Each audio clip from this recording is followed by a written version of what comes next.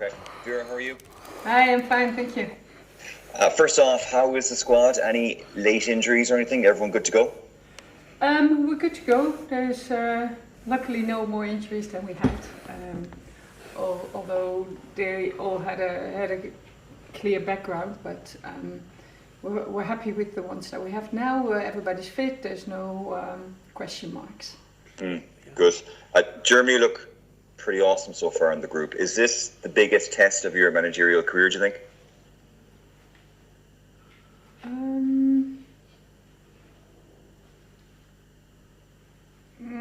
On the same level.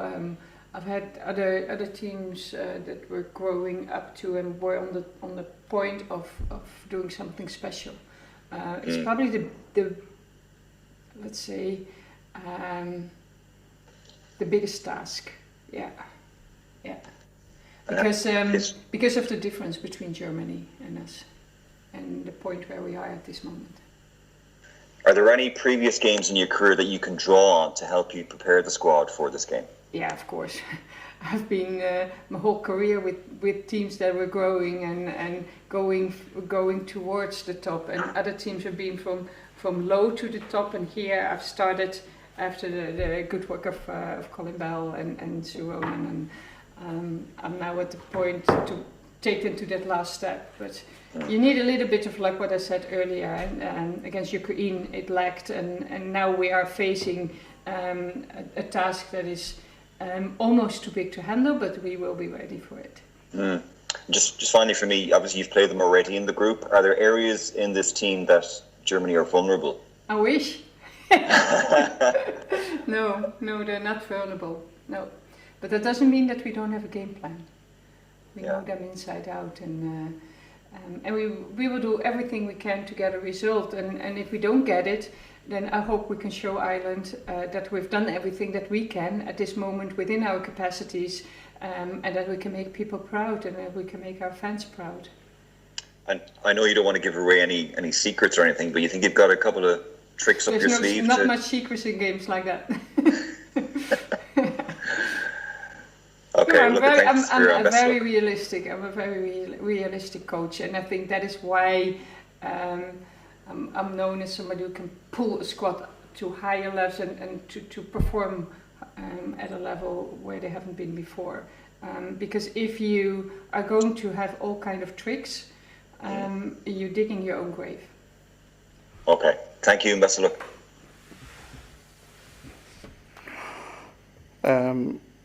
Emma Duffy. Okay, yeah. I need to come back to one thing. Sorry, the reason why I was late is not back yet. I heard now that we have not confirmed that Leanne has left the camp, Leanne Kiernan. So apologize for that. She had to leave yesterday. I thought that had been put out, but it was waited for this press conference. She has pulled out with a niggle in her hamstring. It's not yet a big injury. It's just a moment that we are sure that if we would play her, that we can destroy her career, because then it can rupture, and then she will have a scar in her hamstring for the rest of her career. And I'm not a coach who's taking those kind of risks with players. I see myself as a helper for players to raise above their level, but not to use and abuse players for my own good. So we have dismissed her from camp because the risk is far too big to play her, even in a game like this. Okay, thank you. Even if it would have been a World Cup final, I would not have played her. Emma Duffy. Hi Vera, how are things? Hi.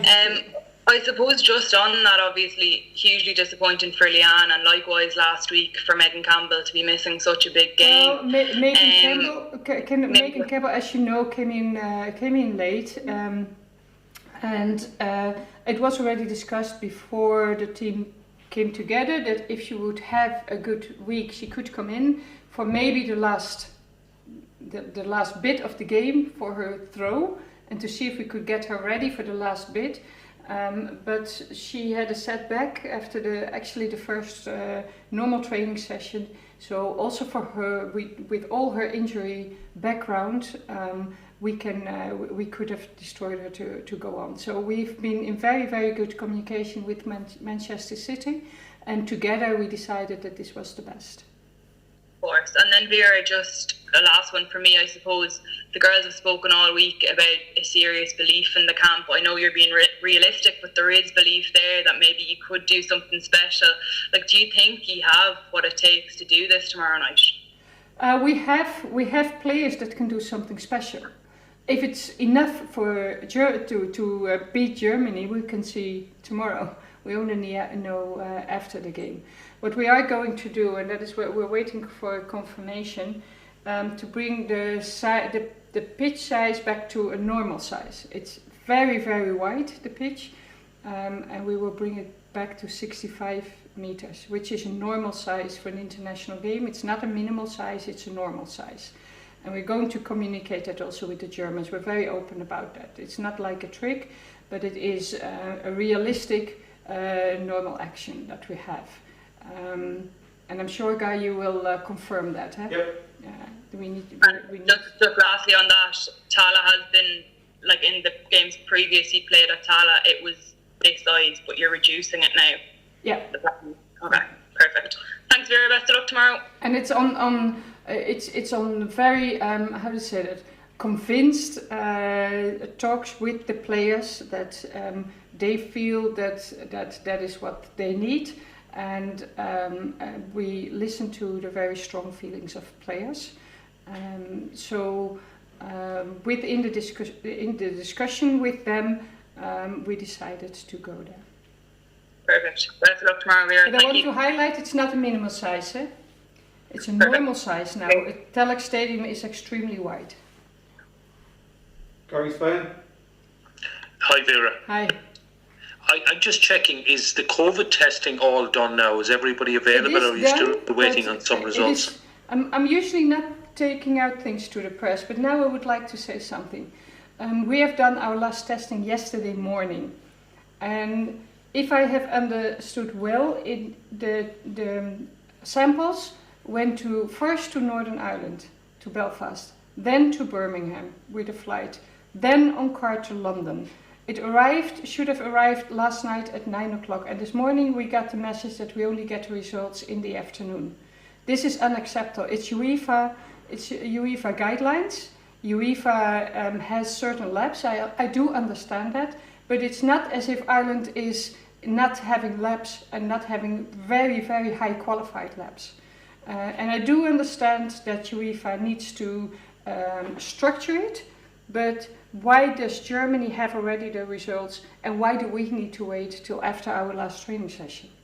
I think that this is something that UEFA really have to sort out. And I usually never use the press for this, but I find this unacceptable.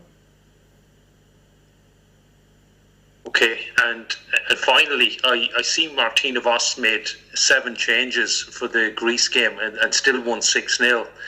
Have you the video of that game? Any weaknesses, any ideas you can take from it? No, the only thing that we take out of it is she will be in full strength against us. That will be our expectation, and that is a compliment for us, but that is the harsh fact that we need to deal with. Okay, thanks, and best of luck. Thank you. And we make a good game of it, eh? Really. Yes. Yeah, and we're ready for it. Philip Egan. Yeah. Hi, Vera. You've got a record before to say Germany play the best football in the world at the moment in terms of the women's game. Is there something that you can do to stop them? Is that maybe what you're thinking with the pitch? Try and make it an uglier game? Stop the rhythm of the Germans? Yeah, but it's more not giving it away, not making it easier for them. I want to say it like that, because again, that pitch is extremely wide. So it's more not making it easier than it already is for Germany. In terms of trying to stop them from playing, though, is there something that you've got planned? Because obviously, of course, everybody will understand, and they will understand that we need to stop them from scoring to be able to win. So of course, there's plans in how we're going to do that. And you've said before as well, like that this Ireland team has a ceiling. And are you any closer to knowing where that ceiling is? And did it take a little bit of a setback with the result in the Ukraine of players, the confidence? No, we're growing. In this camp, we're playing again better football than in last camp. Every camp, it's better football. The doctor was aside at the training sessions. He was there at every session, and he said literally to me, "It's amazing how the pace of your game is going up." So that's a good compliment, especially because we've only seen each other 6 times in 14 months, and it shows how hard we've worked off the pitch also to get to a higher level. So no, it has not been a setback. Of course, it's still in our body, and it will never go out of us. It will always be that one moment. But the players, it's not influencing the players in their performance, not at all. They are up for it. They know what to do, and they are completely ready and fearless to face Germany.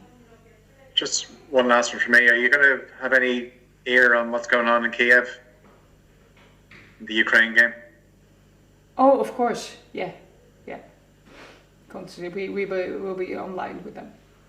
Yeah. Hoping for something Special good there. from Montenegro, yeah. Yeah.